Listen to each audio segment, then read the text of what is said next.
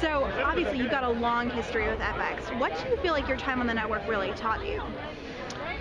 It taught me to be true to your artistic instincts, to fight for what you believed in, to listen to the best idea, whether that came from myself or one of my writers or from somebody at FX.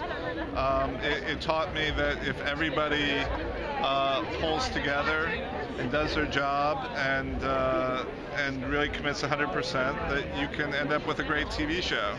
I do think The Shield was a great TV show, and it certainly wasn't because of me. It was because of all these elements, these people just doing an amazing job, from the cast to the directors to the writers to the crew to the network and the studio. And it taught me that you can do it, and it's a business, but you can do it and also be a good person and work with good people. I mean, and you're obviously on Twitter, and it seems like new people are finding S.H.I.E.L.D. all the time based on the tweets that you're retweeting. Does it kind of surprise you to see the show still be able to find that kind of audience? It pleasantly surprises me. Certainly when we made it, I thought a lot about how the show would be perceived 5, 10, and 20 years down the line, and we tried to make a show that felt a little timeless in that regard. We didn't have a lot of pop culture references and everything. We just told a strict story.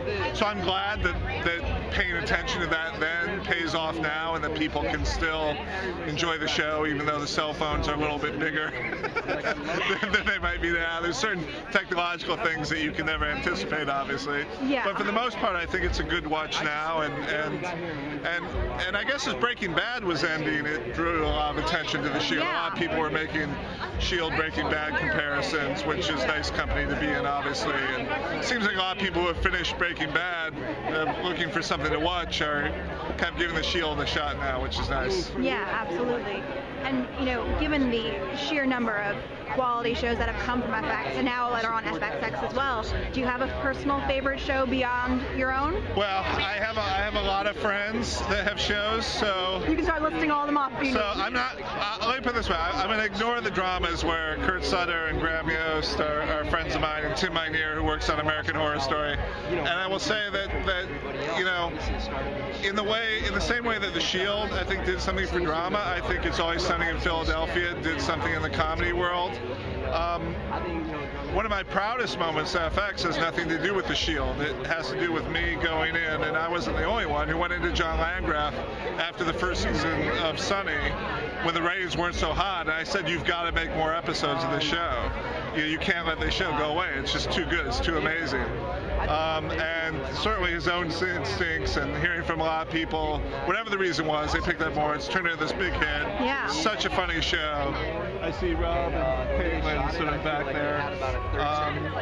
So that's a show that I really admire, because I don't think there's anything else like it on TV. Have you told them the story? Have you told them, like, hey guys, in case you didn't realize, I have. I don't think they give me enough. I don't think they give me enough credit, and I certainly haven't been cutting any checks, so I'll have to get on them. I mean, you might need to say, guys, hey, once in a while, just toss my name in there somewhere in a nice way. Give me some cookies, something nice. Something. Great. A little cameo for me, maybe. I mean, look, it's not like you're doing 5 million other things currently. Hey, you can pop over one day. Yeah.